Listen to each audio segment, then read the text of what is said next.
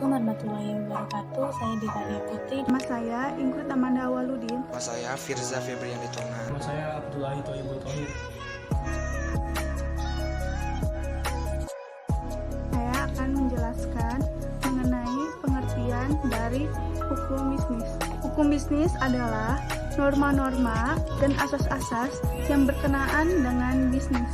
Dengan kata lain, hukum bisnis diartikan suatu perangkat kaidah hukum yang mengatur tata cara pelaksanaan urusan atau kegiatan dagang, industri, dan keuangan yang dihubungkan dengan produksi atau pertukaran barang dan jasa dengan tujuan memperoleh keuntungan. Berikut ini adalah manfaat-manfaat dari ilmu hukum bisnis.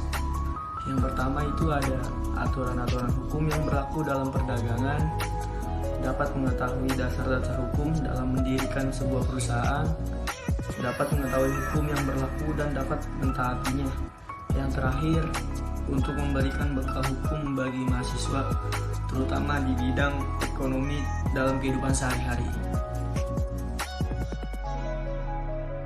Saya akan menjelaskan atau menjabarkan tentang tujuan dari hukum bisnis.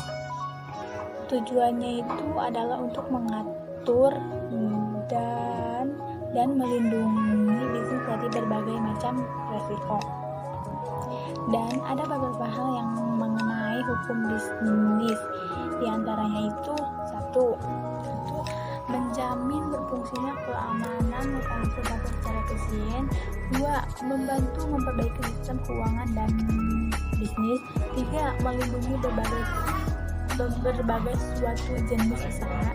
Dan yang keempat, memberikan perlindungan terhadap suatu pelaku usaha atau bisnis. Di sini saya akan menjelaskan sumber hukum bisnis. Sumber hukum bisnis perlu dipahami bahwa terdapat dua sumber hukum yang berlaku di Indonesia, yaitu sumber hukum material dan sumber hukum formil. Sumber hukum material yaitu hukum yang dilihat dari segi isinya dan berasal dari faktor-faktor yang menentukan isi hukum, yakni kondisi sosial ekonomi, agama, dan tata hukum negara lain. Sedangkan sumber hukum formil merupakan sumber hukum yang berkaitan dengan prosedur atau cara pembentukannya dan secara langsung dapat digunakan untuk menciptakan hukum. Sumber hukum formil antara lain terdiri di atas peraturan perundang-undangan seperti Undang-Undang Dasar 1945, peraturan pemerintah, keputusan presiden, serta peraturan daerah, traktat yakni perjanjian antar negara yang dibuat dalam bentuk tertentu, doktrin dari ahli hukum, dan jurisprudensi yaitu keputusan hakim. Kedua hukum di atas merupakan dasar terbentuknya hukum bisnis atau hukum yang digunakan dalam menjalankan bisnis. Sebagai contoh, sumber hukum bisnis secara formil dari segi undang-undang antara lain.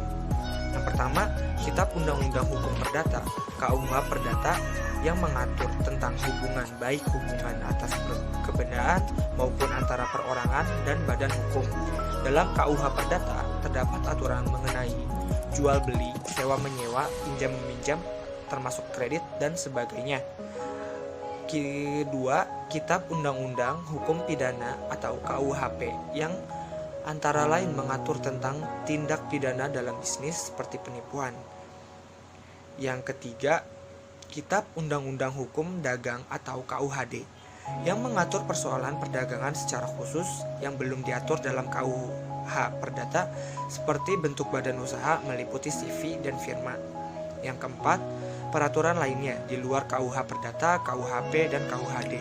Misalnya, undang-undang yang mengatur tentang perseroan terbatas yang diatur dalam Undang-Undang Perseroan Terbatas atau undang-undang yang mengatur tentang investasi yakni Undang-Undang Penanaman Modal.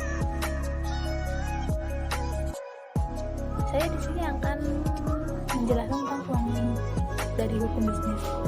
Jadi ruang lingkup hukum bisnis itu adalah ruang lingkup yang cukup luas dan telah diatur dalam undang-undang. Pada umumnya, ruang lingkup bisnis itu mencangkup PT, firma, CP, kegiatan jual beli atau ekspor dan impor, investasi, penanaman modal, ketenagakerjaan, pembiayaan, jaminan hutang, dan surat berharga. Ciri-ciri hukum bisnis. Yang pertama, adanya perintah atau larangan. Yang kedua, perintah atau larangan itu harus dipatuhi oleh setiap manusia. Hukum itu bersifat mengatur dan memaksa agar masyarakat tertib dalam kehidupan bermasyarakat, di mana ia tinggal dan berada. Hukum bisnis harus ditegakkan di mana dan kita berada. Nah, dengan banyak dan beraneka ragamnya, hubungan itu anggota masyarakat memerlukan aturan-aturan yang dapat menjamin imbangan agar dalam hubungan-hubungan itu tidak terjadi kekacauan. Jelaskan tentang jenis-jenis bisnis. Yang pertama, monopoli. Monopoli adalah suatu bentuk pasar di mana hanya terdapat satu penjual yang menguasai pasar. Penentu harga pada pasar ini adalah seseorang penjual atau sering disebut sebagai monopolis. Ada juga monopsoni. Monopsoni itu adalah keadaan di mana satu pelaku usaha mengenai penerimaan pasokan atau menjadi pembeli tunggal atas barang dan atau jasa dalam suatu pasar komoditas. Yang berikutnya ada oligopoli.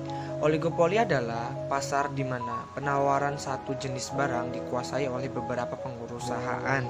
Umumnya jumlah perusahaan lebih dari 2 tetapi kurang dari 10.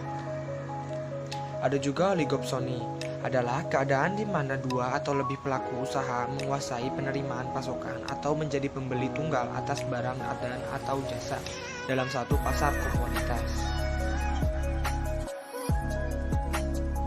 Selanjutnya itu saya akan menjelaskan tentang tujuan kebijakan bisnis. Itu yang pertama, tujuan kebijakan bisnis adalah melindungi usaha kecil menengah atau UKM. Yang kedua, melindungi lingkungan hidup sekitarnya. Yang ketiga, melindungi konsumen. Yang keempat, pendapatan negara.